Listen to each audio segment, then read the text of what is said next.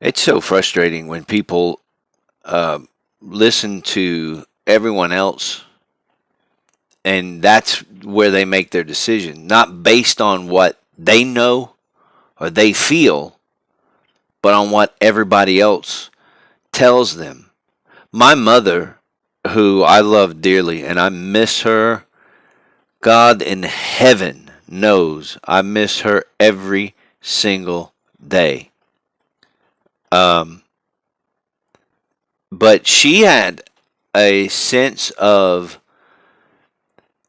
she would say, I don't know if I'm doing the right thing, or I don't know if I'm doing anything. She sang in the choir. She worked in the church. She uh, was the bookkeeper for my father's business. She was a smart lady, and she was raising kids and did it right. She raised three kids, myself and my two older sisters. Of course, my oldest sister Sharon's gone on now. Um, she's passed on. But my sister Carol and I will talk about our mom. If there was a saint, she was it. She was it. But she had that mindset like, I don't know. I don't know if I'm doing enough. And there's something that I read, and it's in the very beginning of the Bible, in the Genesis account. Now, somebody might say, "Well, I don't believe that God created man and woman, and I don't believe that." Blah, blah, blah. Okay, well, don't believe it. Just listen to this. Listen to the story. I'm not asking you to believe it.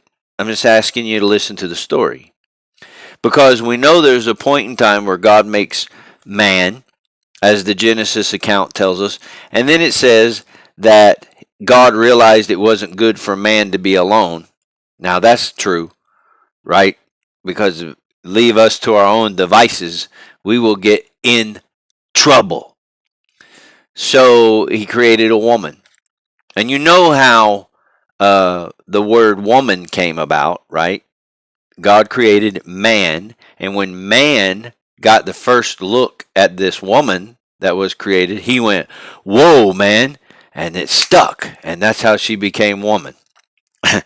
Actually, it's the word "whoa" is part of the word womb, the womb man, because women are able to carry children. Because if men had to carry children, there would be no there would be no children. After the first man gave birth, he would tell everybody else, and we would say, "Forget that pain. I'm not doing that. There be no more children." Everybody would die off, and that's true. But anyway,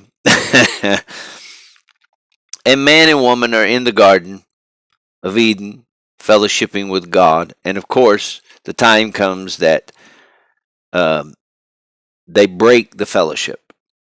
The serpent tempts Eve, and as the Genesis account, and as everybody generally takes it, it was a piece of fruit. That was the fruit of the tree that God said, "Don't eat." And the serpent said, "Well, you could have that. You would be able to eat it." She said, "Oh, no, no, we can't do that." Well, she ends up eating it. Then she gives it to Adam. And as soon as they break the word and the covenant, now, notice this. They've been in the garden for who knows how long. No clothes. But the Genesis account says that once that happened, they realized they were naked and they had to cover themselves. Now here's the point I want to get at. When God comes to talk to them, he says, "Adam, where are you? Adam, where are you?" And then Adam finally comes out and says, "Here I am." And God says, what are you doing?" And he says, "I hid because I'm naked." Now, here's the thing. He's been naked. They're all he and his wife are naked. There's no shame in the garden. Nobody else is there. They didn't know any different.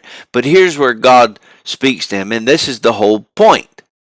God says, "Who told you you were naked?" And that's the thing that I said to my mom, and that's the thing that I say to people today. Who told you you weren't good enough? Well, I don't know if I can raise these kids. Who told you you weren't a good parent?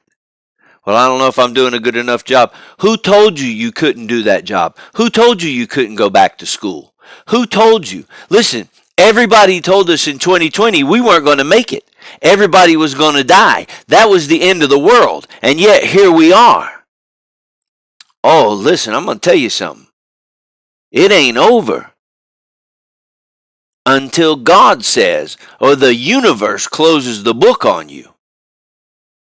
There's a scripture in the book of Ecclesiastes that says, to the one that's joined to the living, there's hope. In other words, as long as you're here and you're living, there's hope. So you might be walking around going, man, I've gone through this horrible divorce. I've gone through this custody battle. I've gone through bankruptcy. I've gone through this. I've lost my business. I've lost my job. Oh my goodness, I don't know if I'm going to be able to make it.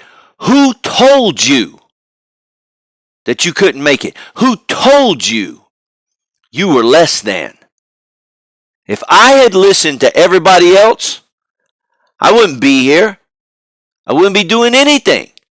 I'd be sitting in the corner in the fetal position, crying my eyes out.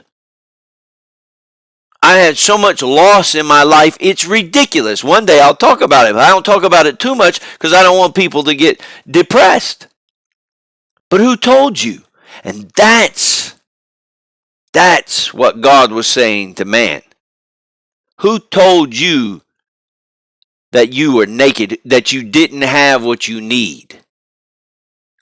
I'm here to tell you, you are exactly where you need to be, doing exactly what you need to do.